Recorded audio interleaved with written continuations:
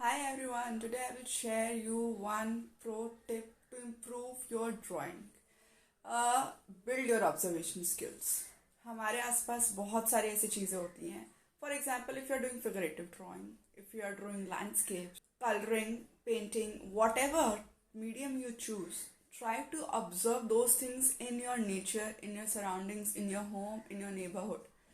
For example, if I take figurative, I must watch how people in my house stand, sit, do their work, walk, move, see my body movements, body language, and then try to use those in my drawings. It will happen step by step, it won't happen overnight. But if you start observing, it will become a game turner and you will definitely improve your drawing like anything. Now, that is the easiest and best means of improving your work. Try this and let me know.